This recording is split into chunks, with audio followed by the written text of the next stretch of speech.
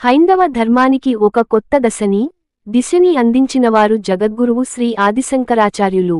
భారతదేశం నలుదిక్కులా సంచరిస్తూ హైందవ ధర్మంలో పరస్పర విరుద్ధంగా కనిపించే నమ్మకాలన్నింటినీ ఒక తాటి మీదకు తెస్తూ తన జీవితాన్ని ధర్మ సంస్థాపన కోసం వెచ్చించిన ధన్యజీవి.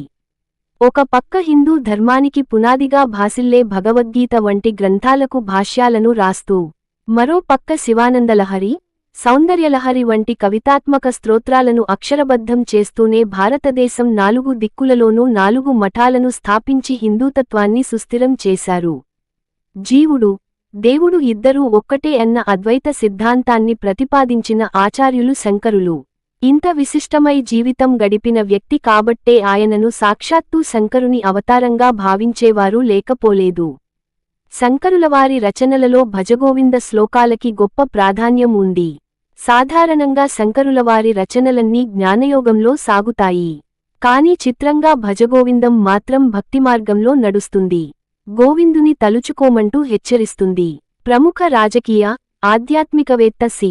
రాజగోపాలాచారి ప్రకారం ఇదేమీ చిత్రమైన విషయానికి కాదు. జ్ఞానం పరిపక్వమైతే అది భక్తిగా మారక తప్పదు అంటారు రాజగోపాలాచారి.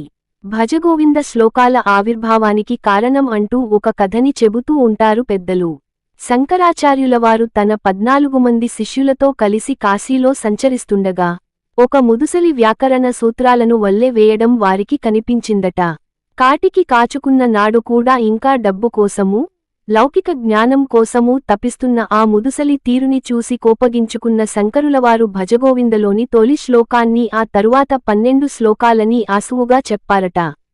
శంకరుల వారి కవితాధారతో స్ఫూర్తినొందిన శిష్యులు తాము కూడా తలా ఒక శ్లోకాన్ని చెప్పారట. చివర్లో శంకరుల వారు మరో 4 శ్లోకాలను జోడిస్తూ భజగోవింద పఠనాన్ని ముగించారట.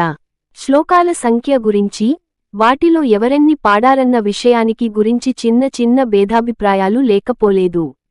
కొందరి లెక్క ప్రకారం ఇందులో 31 శ్లోకాలు ఉంటే మరికొందరు వాటిని 33గా పేర్కొంటారు. అయితే ఇందులో ఉన్న బోధ ఎంత అద్భుతమైనదన్న విషయమై ఎవరికీ ఎలాంటి అనుమానం లేదు. భజగోవింద పఠనంలో తొలి శ్లోకమే అన్నింటిలోకి మకుటాయమానంగా నిలుస్తుంది. చెప్పదల్చుకున్న విషయానికి ఏమిటో సూటిగా, సున్నితంగా చెప్పేస్తుంది. అది భజగోవిందం భజగోవిందం గోవిందం భజ మూఢమతే సంప్రాప్తే సన్నిహితే కాలే నహి నహి రక్షతి డుకృంకరణే. ఓ మూర్ఖుడా, అంత్యదశ సమీపించినప్పుడు నిన్ను ఈ డుకృంకరణే తరహా వ్యాకరణ సూత్రాలు ఏమీ రక్షించవు. కాబట్టి ఆ గోవింద నామాన్ని స్మరించు అన్నది ఈ శ్లోకం చెబుతున్న మాట. భజగోవిందంలోని మిగతా శ్లోకాలు కూడా ఈ వాదననే బలపరుస్తూ సాగుతాయి. అటు స్పష్టంగానూ, ఇటు లయబద్ధంగానూ సాగే భజగోవిందం అంటే ఇష్టపడనివారు ఉండరు. అందులో చెప్పే నిత్య సత్యాలకు ఒప్పుకోని వారు ఉండరు. అందుకే అన్ని కాలాలలోనూ అందరికీ నచ్చిన భజన గీతంగానూ, స్తోత్రమాలగానూ భజగోవిందం మిగిలిపోయింది. ఈ వీడియో మీకు నచ్చినట్లయితే లైక్ చేసి షేర్ చేసి కామెంట్ చేయగలరు. జై శ్రీరామ్.